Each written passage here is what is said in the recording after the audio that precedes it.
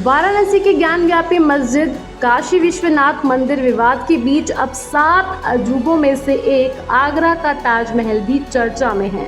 जी हां, Allahabad high court की Lucknow bench में ताजमहल को लेकर एक याचिका दायर की गई है, जिसमें कहा गया है कि ताजमहल के 22 कमरे खोले जाएं ताकि मालूम चल सके कि उसके भीतर देवी देवताओं की मूर्तियां और शिलालेख है या नहीं। दरअसल फारसी, भारतीय और इस्लामी वास्तुकला की अनोखी शैली से बने ताजमहल को मोहब्बत की निशानी कहा जाता है। दावा किया जाता है कि मुगल बादशाह शाहजहां ने अपनी पत्नी मुमताज की याद में यमुना के किनारे सफ़ेद संगमरमर से इसे बनवाया था। ताजमहल जितना खूबसूरत है, उतने ही विवाद भी इसके साए में पड़े रहे हैं।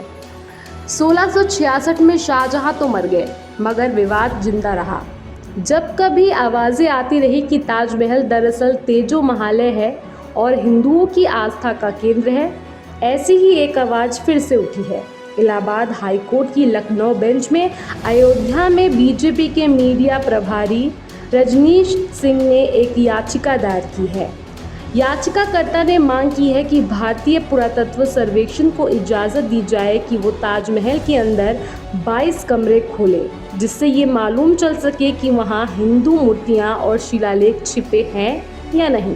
रजनीश सिंह के वकील रुद्र विक्रम सिंह का तर्क है कि 1600 ईस्वी में आए तमाम यात्रियों ने अपने यात्रा करने के जिक्र में मानसिंह के महल का जिक्र किया है। वकील रुद्र विक्रम सिंह ने कहा कि ताजमहल 1653 में बना था। 1651 का औरंगजेब का एक पत्र सामने आया, जिसमें वो लिखता है कि अम्मी का मकबरा मरम्मत कराने की ज़रूरत है। ऐसे तमाम तथ्यों के आधार पर अब पता लगाए जाने की ज़रूरत है कि ताजमहल के बंद इन 22 कमरों में क्या है।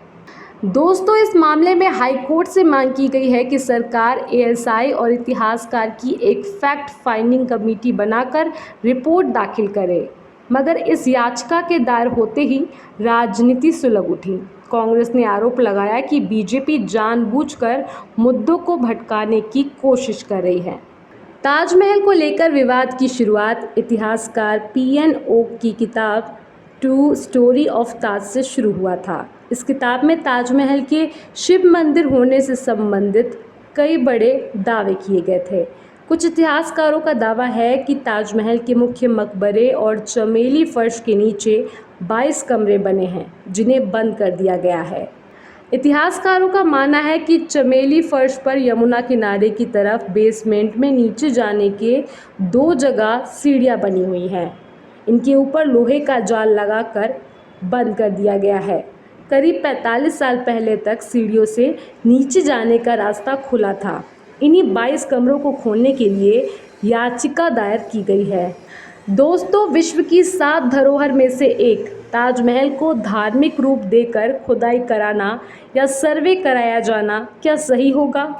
आपको नहीं लगता कि ताजमहल को हिंदू या मुस्लिम नज़रिए से बाहर निकलकर देखने की ज़रूरत है? दोस्तों, देश में पहले बाबरी मस्जिद को लेकर विवाद और अब अचानक से ताजमहल के 22 कमरों को लेकर जो विवाद हो रहा है, जो बीजेपी कार्यकर्ता द्वारा हाई कोर्ट में याचिका डाली गई है, इसको लेकर आपका क्या कहना है? हमें कमेंट बॉक्स में कमेंट कर ज़रूर बताएं और बाकी खबरों के लिए देखते रहिए जनता की आवाज़। जनता की आवाज़ यूट्यूब चैनल को सब्सक्राइब करें, साथ ही बेल आइकन ज़रूर दबाएं।